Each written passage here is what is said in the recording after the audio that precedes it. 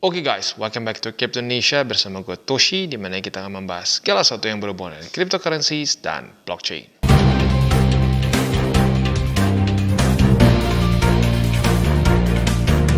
Oke, dan pada hari ini kita akan kembali lagi ke on-chain analysis. Ya, jadi mungkin ini adalah update on-chain setelah BTC sempat fake out ke atas dari BSB di 60 ribuan. Wah, udah mulai banyak yang bullish lagi nih. Ya, siap-siap nih all time high. Ternyata fake out dan kembali weekly close di bawah dari BSB, dan mungkin kalau secara harga yang paling simpel adalah kembali ke daerah 50 ribuan. Apa yang terjadi ya? Tetapi sebelum kita masuk, seperti biasa gue akan disclaimer dulu bahwa semua konten dari TCI bukanlah financial advice. Ini semua bentuknya adalah edukasi. Lalu bagaimana untuk on-chain ini? Ini sebenarnya apa sih? Ya mungkin buat lo yang belum terlalu lama di TCI, ya jujurnya on-chain ini kita nggak update setiap hari ya. Maka dari itu gue akan coba jelaskan apa itu on-chain. Karena ya lagi-lagi bukan segmen daily ya. Jadi on-chain analysis ini adalah suatu analisa yang khas dan spesifik untuk dunia cryptocurrency, di mana kita ini mengolah data blockchain, makanya namanya disebut sebagai on-chain analysis begitu. Nah, kenapa ini menarik untuk kita pelajari atau kita lihat datanya? Karena ini menunjukkan pergerakan dari para pemain-pemain besar, atau mungkin seringkali kita juluki sebagai bandar begitu ya. Nah, setiap bar-bar ini menunjukkan data yang dilakukan oleh para bandar dan retailers plus miners juga sebenarnya. Tapi kalau untuk yang ini specifically untuk bandar dan retailers lah ya. Nah, selain dari itu, yang membuat ini menarik adalah data blockchain itu tidak bisa diganggu-gugat. Karena kalau kita mau ngomong secara teknisnya, blockchain dengan ledger lain seperti perbankan, yang dipakai perbankan lah gitu kasarnya, itu cara gunanya basically almost the same. Tetapi validasinya sangat berbeda. Validasi dari perbankan itu centralized, ya, menggunakan server mereka sendiri. Makanya kalau servernya jebol, tamat semua datanya, ya. Nah, tetapi untuk dalam kondisi misalkan ini ya, contohnya Bitcoin, yang memvalidasi transaksinya adalah para miners ya, which is itu sangat banyak sekali ya. Nah, dengan dengan menggunakan mining power masing-masing para miners, itu yang menjaga kenapa data dari blockchain ini tidak bisa diganggu gugat begitu. Makanya menarik, nggak bisa dikoreksi-koreksi begitu ya. Oke, langsung aja kita masuk dulu ke Bitcoin Exchange Net Flow. Kenapa Net Flow? Karena Net Flow ini rumusnya adalah inflow kurangnya outflow. Jadi kalau ada orang cuma bahas outflow doang, itu data setengah lengkap begitu ya. Nah, kalau telur setengah matang enak, kalau data setengah matang itu biasanya bisa menuju ke minus begitu ya. Jadi hati-hati. Oke, untuk net flow, simpelnya cara pemakaiannya adalah bar warna merah ini menunjukkan outflow. Outflow itu artinya apa? Artinya BTC ya. BTC diambil dari exchanger mana aja bang? Ini nih, semua exchanger yang ada di sini nih ya. Ada Bybit, ada Bittime, Bitmart, ada Bitget, ada Bybit. Pokoknya exchanger terbesar di dunia ya. Nah, terjadi outflow, artinya ada BTC ditarik dari berbagai macam exchanger ini. Keluar, kemana? Kemungkinan besar ke hardware wallet. Nah, makanya ini disebut sebagai possible buying. Nah, possible buying ini biasanya berkorelasi dengan some kind of a bottom. Begitu, bottom di mana ya lu lihat sendiri deh di 2022 ya, di mana waktu itu kita bareng-bareng ya, berarti TCI nih waktu itu TCI bareng-bareng akumulasi bareng bandar ya, karena kita bisa di sini dari tanggal 8 sebenarnya, dari tanggal 8 sampai tanggal 17 November itu ya outflow dengan cukup besar dan konsisten berhari-hari begitu, dan akhirnya ya voila, bisa lihat sendiri ini korelasinya adalah menjadi bottom. Bisa jadi local bottom ya, dan juga ya bottom satu cycle begitu ya. Nah, sekarang kita lihat kondisinya sekarang. Dari tanggal 25 Agustus kemarin ya, saat dia di atas dari BSB dan mulai turun, ternyata mulai terjadi outflow sebenarnya. Terutama di sini nih, tanggal 27 Agustus terjadi outflow sebesar 44.668 BTC. Itu berapa miliar ya? Itu gede banget kalau dikerupiahkan ya. Nah, tetapi harga ya dibilang drop lagi sih enggak ya, ya cenderung stabil lah ya, stay di daerah 59 ya. Ya 59, tetapi di tanggal 31 Agustus ke 1 September terjadi drop lagi dari 59.000 ke angka 57.000 begitu. Jadi ya ini lagi ya pembuktian bahwa para bandar tuh nggak selalu tepat. Kadang-kadang di tempat dia beli yang dia pikirin udah stop nih, udah berhenti nih di sini, ternyata bisa lanjut lagi turun begitu. Jadi kalau kita di sini para bandar cenderung melakukan akumulasi walaupun ya nggak memberhentikan harga. Sempet ya. Kalau kita bisa di sini di tanggal 27 Agustus dia ada possible buying dengan cukup banyak, harga menstabilkan diri sendiri ya, tetapi akhirnya lanjut lagi turun. Nah, apakah ini turunnya gara-gara leverage? Ntar kita lihat ke belakang ya. Sebelum kita masuk ke sana, kita lihat dulu Bitcoin miner net flow. Cara kerjanya sama persis, cuma perbedaannya adalah dia dengan menggunakan data para miners begitu. Nah, kita bisa lihat di sini. Nah, untuk miners malah berbeda ya. Di tanggal 27 saat BTC ngedam dari 65.000 lah sampai ke harga 59.000, yang terjadi malah inflow. Inflow sebesar 939 BTC dan inflow lagi sebesar 2.919. Nah, inflow ini otomatis adalah kebalikan dari outflow ya. Saat terjadi inflow artinya para miners ini mengirim BTC mereka ke exchanger. Nah, kira-kira buat apa? Kemungkinan besar untuk dijual. Nah, maka dari itu adalah ini disebutnya sebagai possible selling. Dan ya kita bisa lihat sendiri ya, ternyata ini mungkin menyebabkan sedikit turun. Walaupun yang anehnya lagi pada tanggal 30-nya outflow lagi. Jadi jujurnya miners ya setelah halving, kalau gue perhatiin ini dia data penjualan BTC mereka ini jadi lebih random begitu. Mungkin ya karena halving mereka harus lebih banyak adjustment juga lah ya, seperti kita tahu. Kalau kita invest sendiri ya udah kita bisa mikir cuma untuk pure investing. Tapi kalau untuk miners mereka itu harus memikirkan juga overhead cost yang mereka harus bayar setiap bulannya, karena running a mining rig untuk Bitcoin itu tidak murah begitu ya. Oke, jadi bisa dibilang data secara spotnya miner inconclusive ya, karena inflow gede, outflow gede begitu. Jadi kayak sedikit seri begitu ya. Tetapi secara spotnya para bandar cenderung melakukan akumulasi begitu. Nah, sekarang pertanyaannya balik lagi ke sini nih. Apakah dari tanggal 31 Agustus ke tanggal 1 September ini terjadi karena para trader futures? Nah, sebelum kita masuk ke sana, kita akan dengar dulu pesan-pesan dari sponsor kita pada hari ini. Oke, today's video is brought to you by Maxi. Dan seperti yang kita bisa lihat di sini, Maxi sedang ada kerjasama dengan TCE, di mana kita ada deposit and trade campaign dengan price pool yang nggak main-main sebesar 20.000 USDT ya. Ini eksklusif deposit campaign-nya tuh untuk TCI aja. Jadi buat lu yang pengen ikutan bisa menggunakan link referral kita di bawah. Ini berlangsung sampai tanggal 20 September. Jadi masih ada waktu yang cukup panjang ya.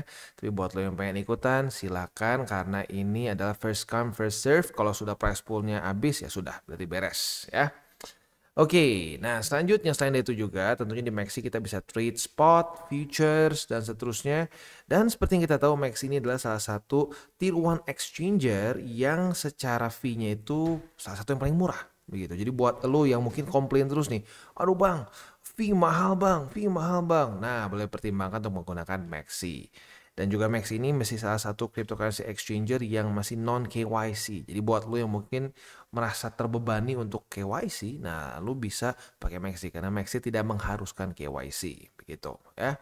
Dan tentunya banyak lagi hal yang kita bisa lakukan di sini, seperti ada sign up bonus yang kita bisa claim up to 1.000 USDT, dan juga ada Kickstarter, di mana Kickstarter ini sangat berguna bagi lo para holder MX token.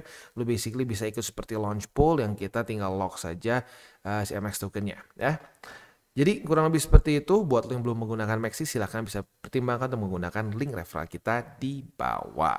Dan selanjutnya kita masuk ke Bitcoin Estimated Leverage Ratio ya. Ini apaan bang? Ini simpelnya adalah leverage. Teknisnya ini adalah open interest dibagi dengan coin reserve. Simpelnya, balik lagi ke simpelnya lagi ya biar gampang. Ini garis ungu atau biru makin tinggi, makin besar leverage yang dipakai di market. Jadi kalau lo sekarang dalam kondisi membuka posisi futures nih, nah lo salah satu penyumbang dari peningkatan garis ungu atau biru ini ya, begitu. Nah cara pakainya gimana? Cara pakainya ini kita bisa melihat potensi terjadinya short squeeze atau long squeeze, atau bahkan juga kita bisa melihat kondisi di mana harga turun karena para trader futures melakukan pembukaan posisi tertentu begitu ya. Tapi paling gampang sih kita lihat dulu contohnya adalah short squeeze gitu ya.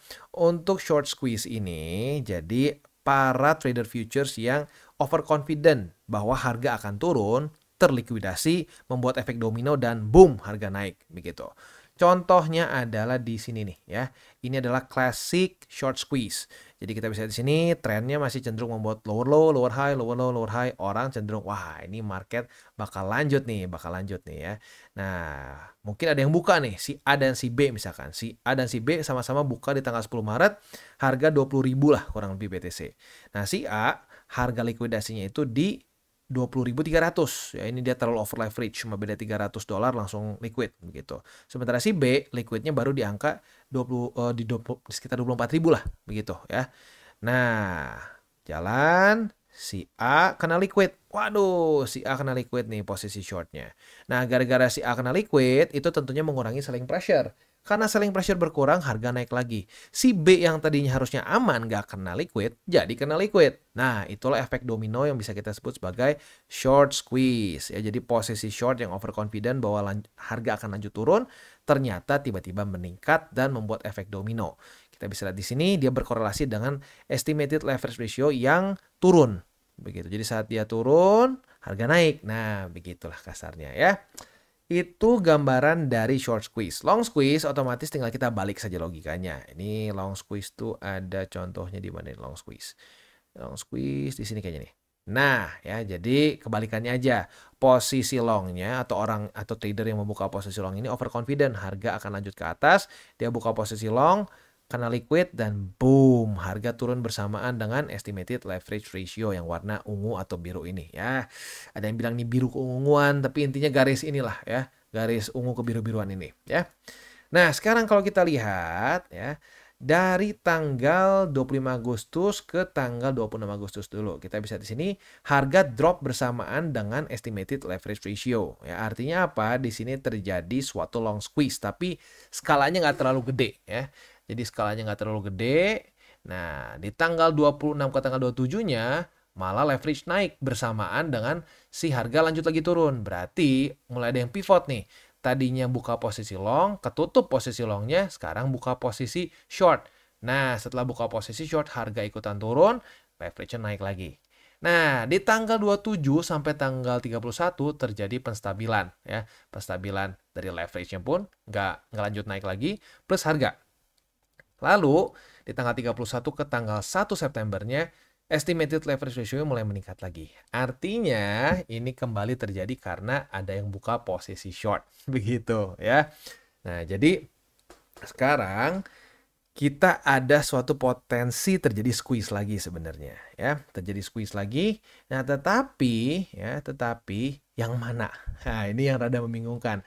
Karena kalau kita gabungkan secara TA, kita tahu di daerah 60 ribuan ini sudah ada BSB begitu. Jadi ada potensi squeeze, tetapi kita nggak bisa specifically ngomong mana yang bakal terjadi long atau short.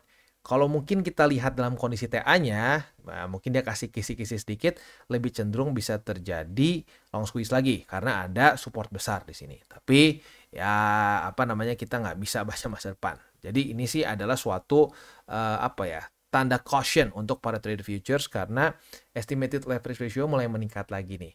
Nah, kalau dia lanjut lagi ke atas, harga tetap stuck, ya berarti ada kemungkinan besar long squeeze lagi begitu. Tapi ya sekarang kita masih belum bisa lihat karena belum ada pelanjutan lagi. Kalau ini misalkan beberapa hari ke depan lanjut lagi ke atas, ya berarti semakin besar potensi terjadi long squeeze-nya. Apalagi kalau sampai harganya nggak ikutan naik begitu ya. Oke, itu kurang lebih gambarannya untuk estimated leverage ratio. Dan kalau kita mau ngomongin soal heat map juga, heat map mungkin yang sekarang patut kita perhatikan adalah daerah 57.000 nih. Karena daerah ini cukup kuning ya. Dan kalau kuning ini, ya kita bisa sendiri simpelnya gini ya. Di daerah yang semakin kuning ini, maka bisa potensi terjadi large scale liquidation begitu.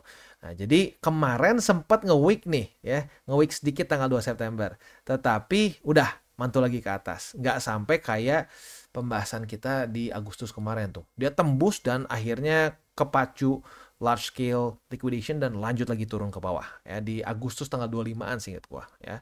Gua bahas itu tuh di DCWT seingat gua.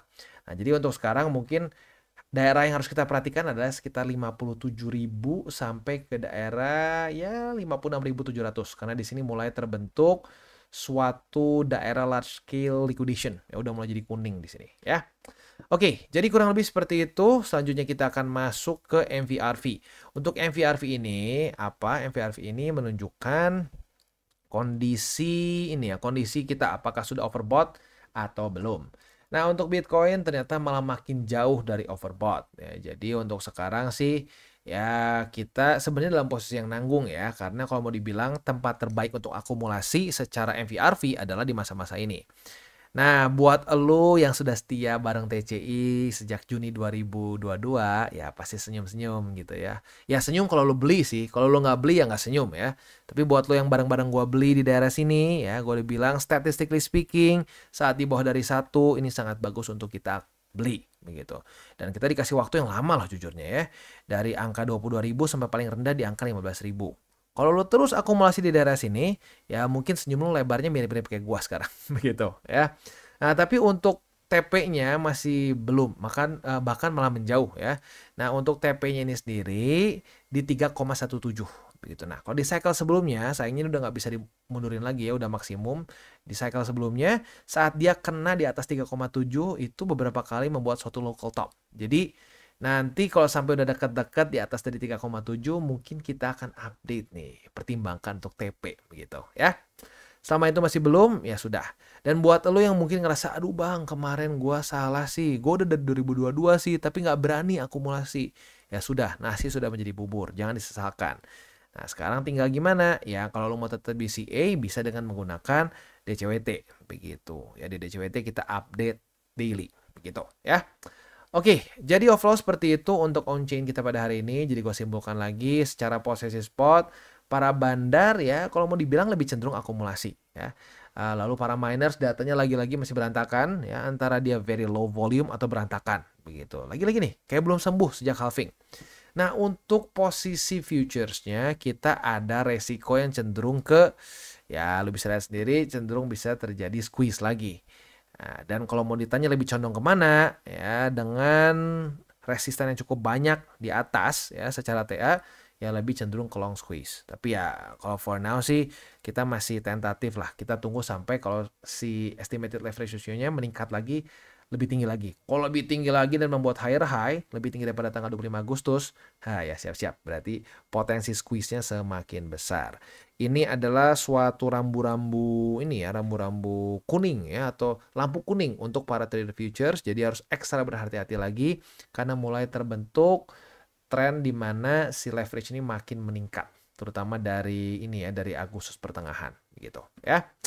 Oke, jadi seperti itu gambarannya untuk on-chain kita pada hari ini. Kita tutup dengan 3 golden rules. Jangan pakai uang panas, jangan over leverage, dan berpikirlah jangka panjang. Dan buat kalian yang belum nonton DCWT atau Daily Charting with Toshi, bisa klik di sini, di mana kita akan daily chart your favorite cryptocurrencies. Dan buat lo yang belum mengerti juga mungkin mengenai chart, candles, dan hal-hal lain, bisa juga klik di sini ada tutorials with Toshi. Dan buat lo yang pengen mendukung TCI, salah satunya bisa menggunakan link reflektor di bawah. Dan jangan lupa juga untuk join Telegram group, di mana kita bisa ngobrol-ngobrol santai mengenai dunia cryptocurrency secara 2 arah. So jangan lupa untuk like, subscribe, click the bell icon, and see you on the next video.